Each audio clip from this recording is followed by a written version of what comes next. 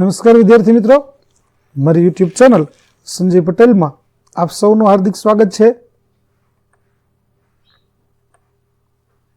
મિત્રો, આજના વિડીયોની અંદર આપણે ધોરણ 8 વિષય છે વિજ્ઞાન, જેનો પાઠ 11મો, જેનું નામ છે વિદ્યુત પ્રવાહની રાસાયણિક અસરો. આ પાઠના જ્ઞાન સાધના પરીક્ષા માટે મહત્વના પ્રશ્નો અને તેના જવાબો છે તે આપણે જોવાના છીએ. વિદ્યાર્થી મિત્રો, ધોરણ 8 તમામ વિષયો જે જ્ઞાન સાધનાની અંદર આવે છે તેના વિડીયો છે તે આપણી ચેનલની અંદર મૂકવામાં આવશે. તો તમે દરેક પાઠની તૈયારી છે તે સારી રીતે કરી શકો તે માટે અમારી સાથે જોડાયેલા રહો, તેમજ અમારી ચેનલને જરૂરથી સબસ્ક્રાઈબ કરો. આપને વિડીયો સારો લાગે તો લાઇક કરો, શેર કરો અને બેલ નોટિફિકેશન ઓન કરો, જેથી આપણા નવા વિડીયો છે તે પણ આપને મળતા રહે.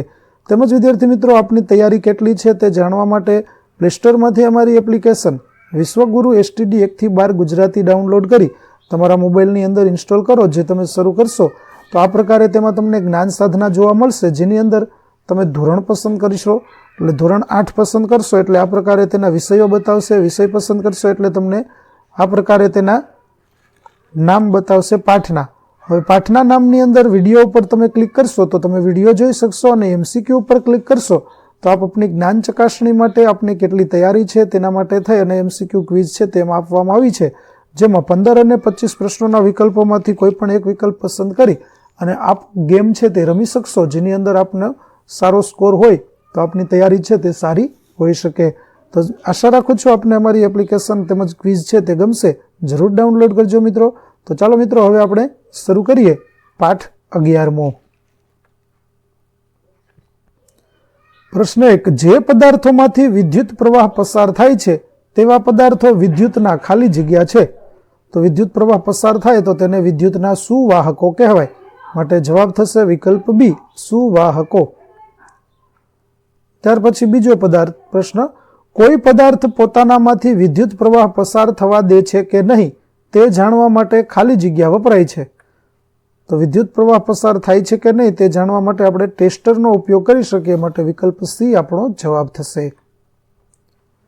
ત્રીજો પ્રશ્ન. નીચે પૈકી વિદ્યુતનો અવાહક પદાર્થ જણાવો. અવાહક એટલે જેમાંથી વિદ્યુત પ્રવાહ પસાર થઈ શકતો નથી તેવો પદાર્થ. તો વિકલ્પ સી છે તે પ્લાસ્ટિક, કે જેમાંથી વિદ્યુત પ્રવાહ પસાર થઈ શકતો નથી. ચોથો પ્રશ્ન. નીચે પૈકી વિદ્યુતનો મંદવાહક પદાર્થ જણાવો. તો મંદવાહક પદાર્થની અંદર વિદ્યાર્થી મિત્રો જવાબ આવશે વિકલ્પ એ, એસિટિક એસિડ, કે જેમાંથી થોડા ઘણા અંશે વિદ્યુત પ્રવાહ આપણે પસાર કરી શકીએ. પાંચમો પ્રશ્ન. કોઈ દ્રાવણમાંથી વિદ્યુત પ્રવાહ પસાર થવાને કારણે તેમાં ખાલી જગ્યા અસર ઉત્પન્ન થાય છે. તો વિદ્યુત પ્રવાહ પસાર કરીએ તો તેમાં રાસાયણિક અસર છે તે ઉત્પન્ન થાય, માટે વિકલ્પ બી છે તે આપણો જવાબ થશે. છઠ્ઠો પ્રશ્ન. આપેલ પ્રવાહી વિદ્યુતનું વહન કરી શકે છે કે નહીં તેની ચકાસણી કરવા ખાલી જગ્યા વપરાય છે. તો વિદ્યુતનું વહન જાણવા માટે આપણે ઇલેક્ટ્રોમેગ્નેટિક ટેસ્ટરનો ઉપયોગ છે તે કરી શકીએ, જેનાથી આપણને ખ્યાલ આવી શકે છે. માટે વિકલ્પ સી છે તે આપણો જવાબ થશે. પ્રશ્ન નંબર 7. વિદ્યુત પ્રવાહ દ્વારા કોઈ પદાર્થ પર જરૂરી ધાતુનું પડ ચઢાવવાની ક્રિયાને ખાલી જગ્યા કહે છે. તો વિદ્યુત પ્રવાહ દ્વારા જે પડ ચડાવવામાં આવે છે તેને ઇલેક્ટ્રોપ્લેટિંગ કહેવામાં આવે છે. માટે વિકલ્પ બી છે તે આપણો જવાબ થશે, ઇલેક્ટ્રોપ્લેટિંગ. આઠમું. કોની ગતિના કારણે વિદ્યુત દ્રાવણમાં વિદ્યુતનું વહન થાય છે? જેના જવાબ વિકલ્પો આ પ્રમાણે છે. તો આપણો જવાબ થશે સી, આયનો. નવમો પ્રશ્ન. ઇલેક્ટ્રોપ્લેટિંગની પ્રક્રિયા એ વિદ્યુત પ્રવાહની ખાલી જગ્યા અસર છે. તો ઇલેક્ટ્રોપ્લેટિંગની પ્રક્રિયા તે વિદ્યુત પ્રવાહની રાસાયણિક અસર છે. રાસાયણિક અસરના કારણે ઇલેક્ટ્રોપ્લેટિંગ થાય છે. પ્રશ્ન નંબર 10. કોઈ પદાર્થ પર ઇલેક્ટ્રોપ્લેટિંગ કર્યા બાદ તેનું દળ ખાલી જગ્યા છે. તો ઇલેક્ટ્રોપ્લેટિંગ કરવામાં આવે તો પદાર્થનું દળ છે તે પહેલા કરતા વધી જાય છે, તેનો દળમાં વધારો થાય છે. માટે વિકલ્પ એ છે તે આપણો જવાબ થશે. ત્યાર પછીનો 11મો પ્રશ્ન. નીચેનામાંથી કયું દ્રાવણ વિદ્યુત દ્રાવણ નથી? જેના વિકલ્પો આ પ્રમાણે છે. તો વિદ્યુત દ્રાવણ ન હોય તેવું છે આલ્કોહોલ. આલ્કોહોલ છે તે વિદ્યુત દ્રાવણ છે નહીં. 12મો પ્રશ્ન. વિદ્યુતનું વહન કરવાવાળા મોટા ભાગના પ્રવાહીઓ ખાલી જગ્યાના દ્રાવણો હોય છે. જેના વિકલ્પો આ પ્રમાણે છે. તો વિદ્યુતનું વહન કરવાવાળા મોટાભાગના પદાર્થો છે તે એસિડિક અથવા બેઝ અથવા ક્ષારયુક્ત હોય છે, માટે આપણો જવાબ થશે વિકલ્પ ડી, આપેલા તમામ. પ્રશ્ન 13, શુદ્ધ પાણીને વિદ્યુતનું વાહક બનાવવા માટે ખાલી જગ્યા ઉમેરવામાં આવે છે. તો શુદ્ધ પાણી વિદ્યુતનું અવાહક છે, પણ જો તેની અંદર આપણે તેમાં આપેલ તમામ એટલે કે એસિડ, બેઝ અથવા ક્ષાર ઉમેરી દઈશું તો તે પાણી વિદ્યુતનું વાહક બની શકશે, માટે આપણો જવાબ થશે વિકલ્પ ડી, આપેલ તમામ. 14મો પ્રશ્ન, વિદ્યુત બલ્બ વિદ્યુત પ્રવાહની ખાલી જગ્યા અસરને લીધે પ્રકાશિત થાય છે. તો વિદ્યુત બલ્બ છે તે વિદ્યુત પ્રવાહની ઉષ્મીય અસરને કારણે પ્રકાશિત થાય છે. 15મો પ્રશ્ન, નળનું પાણી એ વિદ્યુતનું ખાલી જગ્યા છે. તો નળનું પાણી છે તે વિદ્યુતનું સુવાહક છે, કારણ કે તેમાં નાના મોટા ક્ષારોનું પ્રમાણ જોવા મળે છે. 16મો પ્રશ્ન, વિદ્યુતનું સુવાહક દ્રવ્ય જણાવો. તો આપેલા દ્રવ્યો છે તેમાં વિદ્યુતનું સુવાહક હોય તેવું એક જ વિકલ્પ છે, વિકલ્પ ડી, સોડા. 17મો, તમારી આસપાસની કઈ વસ્તુઓ ઇલેક્ટ્રોપ્લેટિંગ કરેલી હોય છે. જેના વિકલ્પો આ પ્રમાણે છે. તો આપેલા વિકલ્પો છે તેમાં બધી જ વસ્તુઓ એવી છે કે જે ઇલેક્ટ્રોપ્લેટિંગ કરેલી છે, એટલે કે આપેલા વિકલ્પોમાં બાથરૂમનો નળ, સાયકલના હેન્ડલ, ગેસનું બર્નર વગેરે, એટલે આપણો જવાબ થશે વિકલ્પ ડી. 18મો પ્રશ્ન, ઇલેક્ટ્રોપ્લેટિંગનો ઉપયોગ શામાં થાય છે.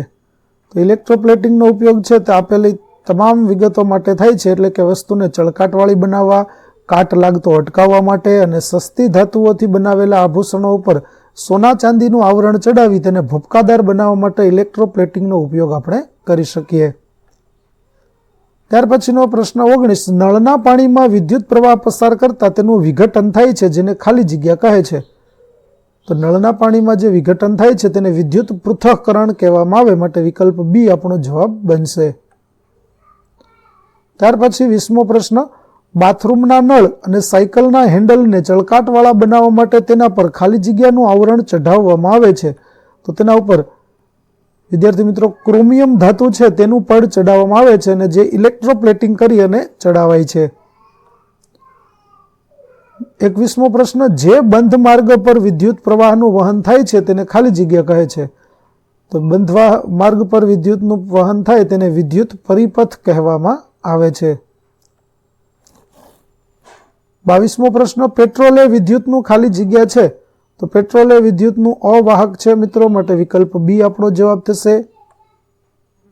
ત્યાર પછીનો 23મો પ્રશ્ન, પુલ બનાવવામાં વપરાતા લોખંડના ગર્ડર પર કયા દ્રવ્યનું આવરણ ચઢાવવામાં આવે છે. તો લોખંડના ગર્ડર ઉપર ઝીંકનું આવરણ ચડાવવામાં આવે છે, જેથી તેને લાંબા સમય સુધી કાટ લાગતો નથી. ત્યાર પછીનો 24મો પ્રશ્ન, લોખંડની વસ્તુ પર કોપરનું આવરણ ચઢાવવા માટે કયું વિદ્યુત દ્રાવણ વાપરવું જોઈએ. તો કોપરનું આવરણ ચડાવવા માટે કોપર સલ્ફેટનો ઉપયોગ કરવામાં આવે છે. ત્યાર પછી 25મો પ્રશ્ન, વિદ્યુત અવાહક દ્રવ્ય જણાવો. તો આપેલા દ્રવ્યો છે તેમાંથી વિદ્યુતનું અવાહક દ્રવ્ય તેલ છે, બાકી બધામાંથી આપણે વિદ્યુતને વાહક કરી શકીએ છીએ. તો વિદ્યાર્થી મિત્રો, અહીં આપણું પાઠ 11 વિદ્યુત પ્રવાહની રાસાયણિક અસરોના જ્ઞાન સાધના પરીક્ષા માટે ઉપયોગી એવા તમામ પ્રશ્નોના જવાબો છે તે આપણે જોયા. વિદ્યાર્થી મિત્રો, આગળના વિષયોની તૈયારી કરવા માટે તમે મારી ચેનલને જરૂરથી સબસ્ક્રાઇબ કરો, તેમજ આ ચેનલની અંદર આપણે આગળના તમામ વિષયોની તૈયારી કરવા માટેના વિડીયો છે તે મળતા રહેશે. તેમજ MCQ ક્વિઝ રમવા માટે પ્લે સ્ટોરમાંથી અમારી એપ્લિકેશન વિશ્વગુરુ STD 1 થી 12 ગુજરાતી ડાઉનલોડ કરો, જેમાં આપ ધોરણ 8 જ્ઞાન સાધના પરીક્ષાની તૈયારી માટેના MCQ પ્રશ્નોની ક્વિઝ છે તે રમી શકશો. તો આશા રાખું છું અમારી એપ્લિકેશન આપને ગમશે. જરૂર ડાઉનલોડ કરજો અને તમારા મિત્રો સાથે પણ શેર કરજો. તો ફરી મળીશું નવા પાઠ સાથે, નવા વિડીયો સાથે. ત્યાં સુધી આવજો.